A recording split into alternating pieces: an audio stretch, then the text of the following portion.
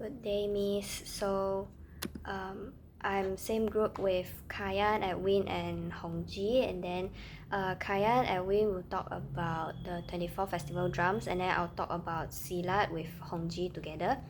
And then my part will be the history of Silat and the Silat weapons, training movements, and lastly also the Silat uniform.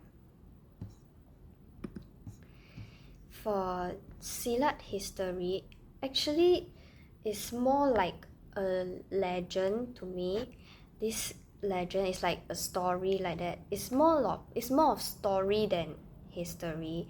So it's about a hermit noticed a lotus moving spiral motion as it negotiated its way down the river. The hermit concluded that the motion enabled the lotus to remain floating while traversing the fast waters of the river, then used the idea of the motion to create the graceful movements that found in Silat. So the second version would be a man would always beat his wife whenever he's drunk, and then when he come home he'll always hit the wife. So one day when the wife went out near the forest river, then she stumbled upon a fight between a crane and a monkey. She was amazed, and then she decided to practice and use the movements to evade him whenever the husband want to beat the wife.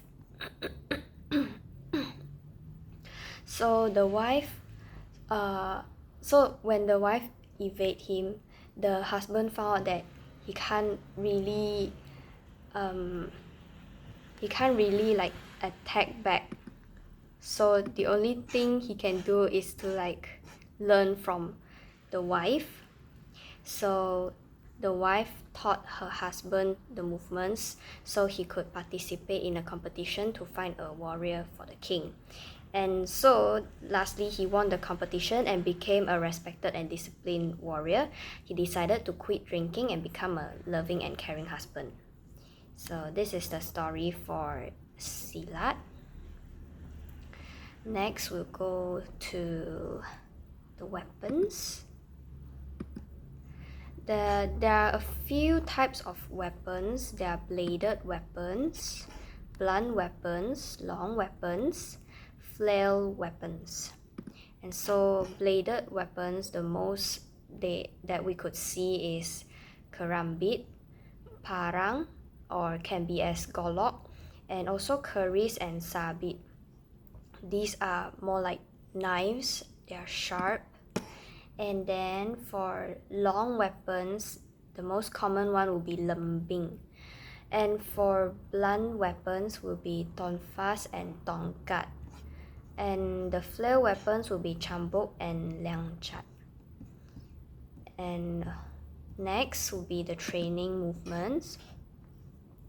Training movements, the most common 4 steps is salutation, and there's also stances and footwork, the forms, and also sparring. Salutation is when Silat practitioners begin and end each routine and practice session by saluting their teacher, partner, or any spectators as to show off respect. For stances and footwork, every style of Silat incorporates multi-level fighting stances, or preset postures meant to provide the foundation for remaining stable while in motion.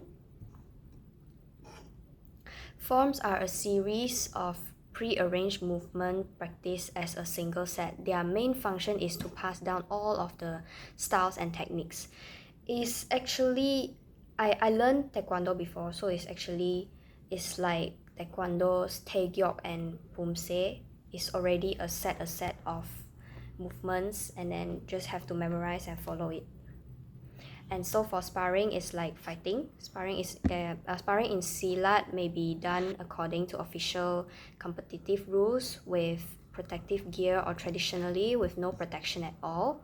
And it's also in varying conditions to prepare the fighter for combat in any situation. As for Silat uniform, it is two-piece black uniform. The jacket has mount neck, which is like a collar but shorter, with buttons closure on the chest. On the back of some uniforms, they have the embroidered the text called Pencak Silat in gold, and the trousers has traditional pattern with elastic waist with adjustable belts to improve the grip.